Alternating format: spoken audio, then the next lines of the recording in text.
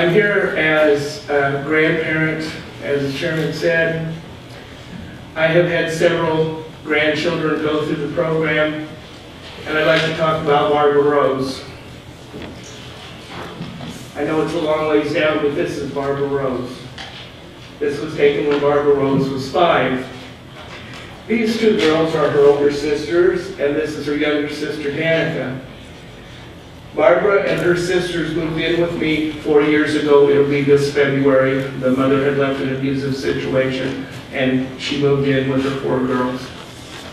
The 2 older girls, of course, were in school, and every day they got ready with Grandma, and away we went to school. At 2, Barbara said, "When do I get to go to school?"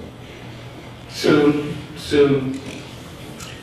When she turned 3, we have an early childhood program in our district, thankfully, and she was eligible for Head Start. There wasn't an opening, however. So she had to wait a little while to go to school, but someone moved and they created an opening, and Barbara started preschool in the early childhood Head Start program. Last year, Barbara went all day. The first year was half days, 4 days a week. Last year, Barbara went all day. These are Barbara's friends. Most of them started with her when she was 3 years old. This young man named Lucas Sherburne was extremely autistic and sat in the corner and rocked. But for whatever purpose we have in life, Barbara befriended him, and he began to come out of his shell. He now is able to go into kindergarten. At that time, they were considering special ed services. However, now they don't think they're going to have to, and he is in the regular kindergarten program doing very nicely. But if he'd been left for 2 years, what would have happened to this young man? To go on with Barbara's story, on December 28th, 2009, Barbara started stumbling and her little eye crossed. So she was taken to the doctor. They did a CT scan and they found a brain tumor. It turned out to be inoperable, and it's called brain stem glioma. It's also terminal. And we were told on December 28th that Barbara had, at the outmost, 18 months to live. Because Barbara had wanted to go to school so badly, and she was so excited about it, she continued to go to school even though she spent 42 days, most of the week here in Des Moines at Children's Hospital, doing radiation and chemotherapy because she had to be put to sleep to do a radiation because she was so little and she couldn't move. So every morning she was sedated, radiation was done, chemotherapy was given, and then on Friday she got to come home. And that little girl who couldn't walk or talk and had to be pushed in a stroller couldn't wait to get back to Miss Annette, who was the teacher, and her friends. After Barbara finished chemotherapy, it was in April, I remember her saying to me, "Grandma, I just ran. When I was sick, I couldn't even walk, but now I can run." And Barbara continued the preschool program and very proudly walked across a little stage and received a little diploma and a cap. Barbara had graduated. We found out that she started school in August when school resumed, and on September 1st when she had her MRI, it showed that the tumor, even though the doctors were extremely hopeful because it had continued to respond to treatment, and they thought she was going to be their miracle. With tears in his eyes, Dr. Isaac, the radiology oncologist at John Stoddard, told us that Barbara was going to die. The tumor had mutated, and it had now increased in size and gone down to 5 centimeters. It was in June. It was now 10 centimeters. And so if we were going to do anything, we needed to do it now because Barbara's time with us was limited. I tried to convince Barbara to go back to school, and she said, "It's stupid. because Barbara knew she was going to die. And 1 year to the day, from the time that Barbara was diagnosed, we laid Barbara to rest on December 28th, 2010. She died Christmas Eve. If the preschool program had not been available in our district, Barbara would not have been able to fulfill her dream. As I said, Barbara lived her life in 5 years. She lived a complete life. She was bright and energetic and full of life and wanted to learn. And I thank God that she had the opportunity to be able to go to preschool. A voucher system for our situation in Coon Rapids, when I say our situation, would not work. We have no private preschool available. And the closest preschool would be 25 miles one way for kids to attend school. Head Start has 20 spots, 10 in the morning, 10 in the afternoon. They are turning kids away. They can't accommodate the needs that we have. 60% of our school population is on free and reduced lunch. 21% of our school population is on IEPs. Preschool is going to help cut some of those things. And I appeal to you, please, do not cut the preschool program, because in addition to what I showed, these are my grandchildren. This is my future. This one, and of course this is Barbara. This one,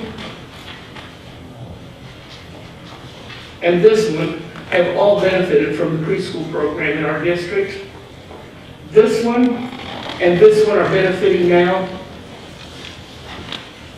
and this one is yet to come. Please don't take away their opportunity to learn. Thank you. Thank you, Carolyn, so much for sharing your personal story. Just as a practical question, what time do you need to leave? I'm easy. Okay. Well, okay. I'm just thinking when we should take questions. Normally, we have until 4:30 for this committee.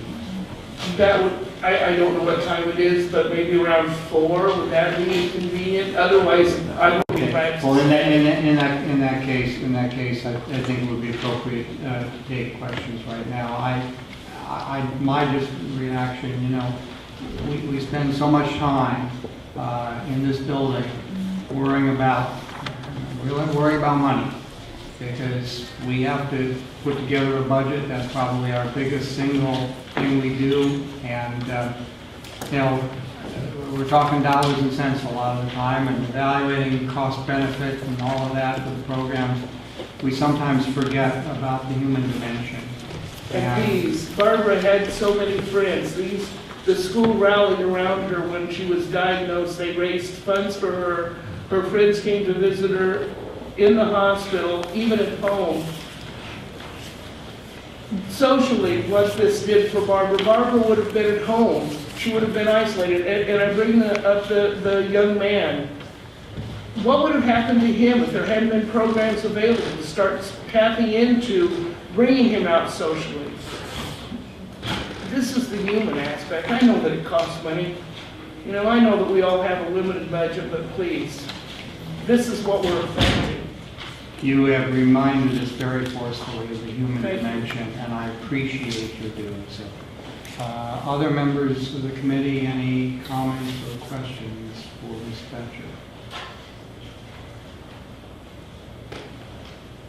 Senator Bowman. Thank you, Chair. Thank you for your warm, touchfelt story.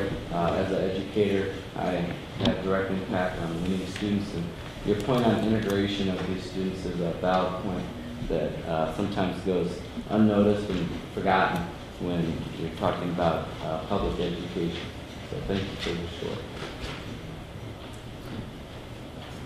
Thank you for letting me share it with you.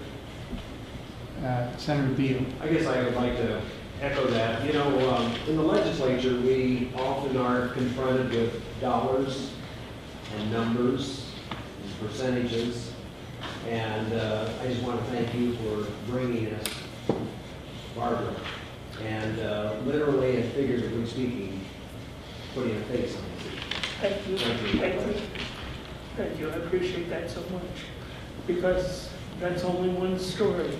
There are thousands of stories for little kids who come from disadvantaged homes, from broken homes, from single-parent homes, that we have to do something to help them break that cycle of poverty, to help them become involved in their communities, to help them become citizens and productive citizens.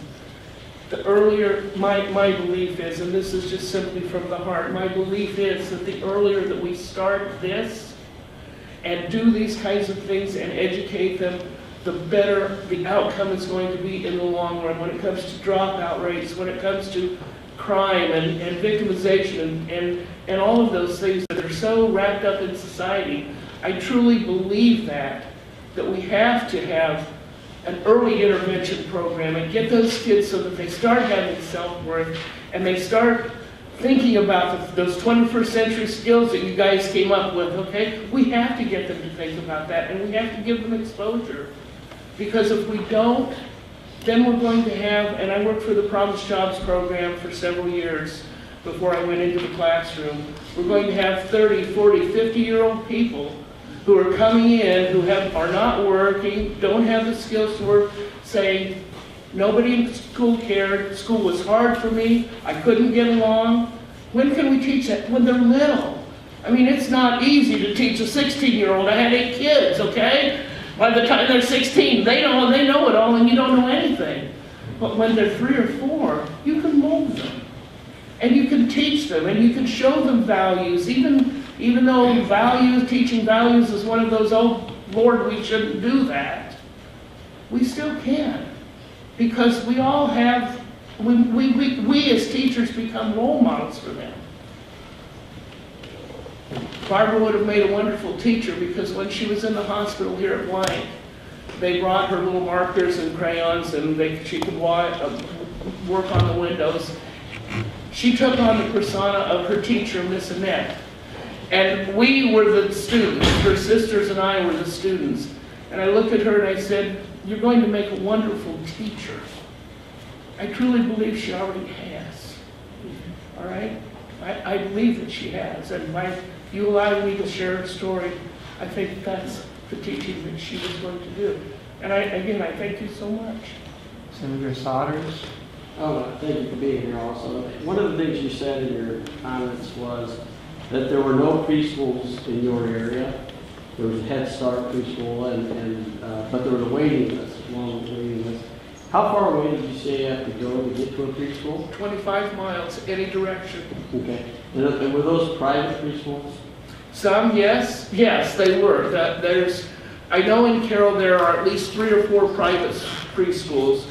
Off the top of my head, I can think of Little Tigers, and there's one that had something with the land, but they're all private preschools. They're not tied with the school district. Okay. But again, we're talking about a community of over 10,000 people versus a community of 1,000. And Baird, which is our combined school, is about a town of about 400. There's absolutely no offering there. And so for those kids that are blessed over, what's going to happen to the ones that are in Baird? They're completely left out. Do you know if there was a waiting list in those others? Private? No, sir, that I can't answer. I don't know about that because I have no involvement with that. Sure. Okay, thank you. And Senator Butler? Thank you, Mr. Chair, and thank you also for being here, and we certainly have all of our sympathy. I wanted to follow up on Senator Sauer's question. So was this school that she went to, was it at Head Start or was it in the school?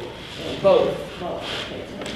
There is some kind of an agreement, and I'm sorry I can't speak to the particulars because I'm not the administrator, but there is some agreement that several years ago there was a private preschool at one time in our community.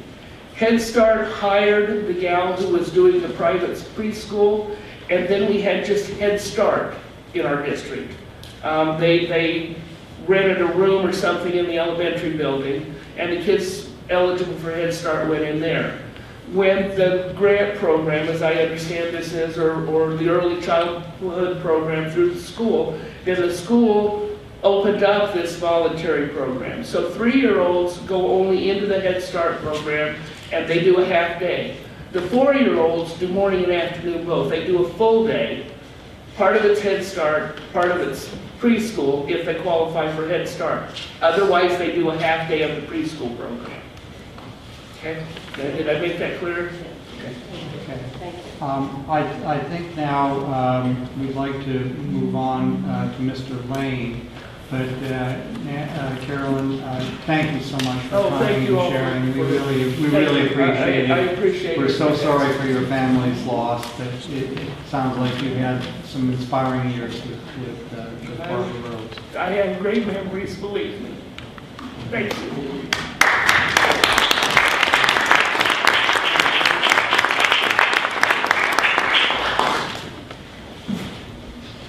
Tom Lane is the superintendent of the Carlisle Community Schools, and I believe that you have a kind of interesting organizational setup for your schools in Carlisle. That is the pre-K program.